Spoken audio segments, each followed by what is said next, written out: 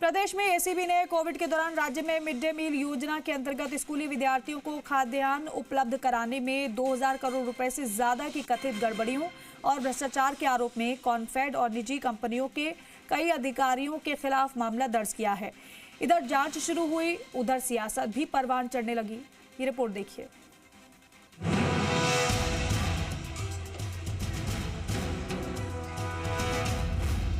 Mid day meal में घोटाला, बच्चों की थाली में गड़बड़ झाला, कोविड में बंद स्कूल, खुला भ्रष्टाचार, मिड डे मील घोटाले का होगा पर्दाफाश।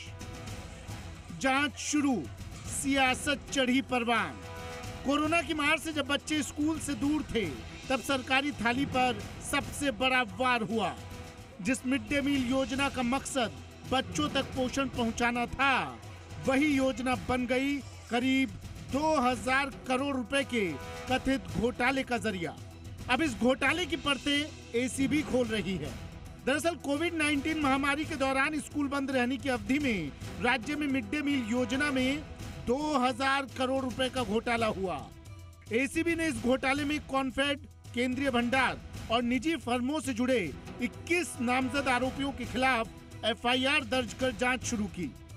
बता दें कि ये मामला साल 2023 से चल रहा है।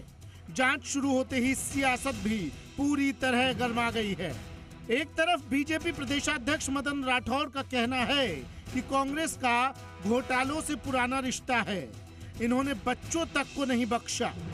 और उस समय कहाँ पोषाहार का वितरण हुआ, और वो पोषाहार नेताओं के उस समय पेट में चला गया। ये सब जो है, ये घोटाले कांग्रेस के समय के हैं, कांग्रेस राज में हुए, कांग्रेस शासनकाल में हुए। बड़ी चिंता है इस बात की, यानी बच्चों का जो पोषण होना चाहिए था उसमें भी नहीं होना, और वो पैसा किसी की जेब में चला जाना। मैं सोचता हूँ कि ये कांग्रेस ने भ्रष्टाचार पर अंकुश लगाने के लिए कोई काम नहीं किया। तो वहीं दूसरी तरफ पीसीसी चीफ डोटासरा का कहना है कि विधानसभा आ रही है, इनको डर लग रहा है, इसलिए माहौल बनाने के लिए ये सब कर रहे हैं। जनता के मुद्दों से ध्यान हटाने के लिए इस तरह की चीजें कर रहे हैं। ये आप बताओ 2 साल बाद भी कैसे आया, और 3 साल 4 साल पहले कोई चीज हुई, उस दिन विधानसभाएं चलती थी, कभी कोई चर्चा नहीं, कभी कोई आरोप नहीं, प्रत्यारोप नहीं। 2 साल में कोई आरोप नहीं, प्रत्यारोप नहीं। अब इनको लग गया पता कि राजस्थान की विधानसभा में तुम्हारी खाल खिंचाई होगी और तुम्हारे घोटाले उजागर होंगे, तो एक माहौल बनाने के लिए कोई चीज की होगी, और इनको अधिकार है, इनकी सरकार है, जो इनको जांच जिस तरीके से करनी है करें। कौन मना कर रहा है इनको? राजस्थान में लगभग हर संस्थाएं कमजोर हो चुकी है और ज्यादातर संस्थाएं खत्म हो चुकी है। ये हमको स्वीकार कर लेना चाहिए। राज्य हित में ये है कि संस्थाएं जो समाप्त हो चुकी है उनको हम पूर्ण निर्माण करें, और जो बची खुची संस्थाएं है उनको मजबूत करें। कहीं भी आप देखोगे, किसी भी विभाग में देखोगे, तो इस संस्थागत तौर के ऊपर राजस्थान को खत्म किया गया, उसका ही परिणाम है। ये मिड डे मील नहीं है, किसी भी क्षेत्र में आप देख लो कि राजस्थान के अंदर हर दिशा में, हर क्षेत्र के अंदर यही स्थिति है। चलिए आपको बताते हैं कि कैसे इस योजना में भ्रष्टाचार की परतें खुली। कोरोना काल में स्कूली छात्रों को फूड उपलब्ध करवाने के लिए ये योजना थी। कॉन्फेड के जरिए दाल, तेल, मसाले के कॉम्बो पैक की सप्लाई होनी थी। दावा था कि ये सामान FSSAI और एगमार्क मानकों के अनुरूप है।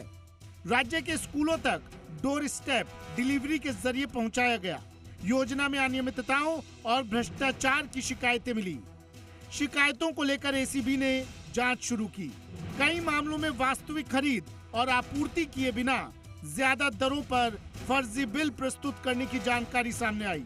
टेंडर प्राप्त फर्मों ने आगे अवैध रूप से सबलेटिंग कर दी। फर्जी आपूर्तिकर्ताओं, ट्रांसपोर्टर्स का संगठित नेटवर्क तैयार किया गया।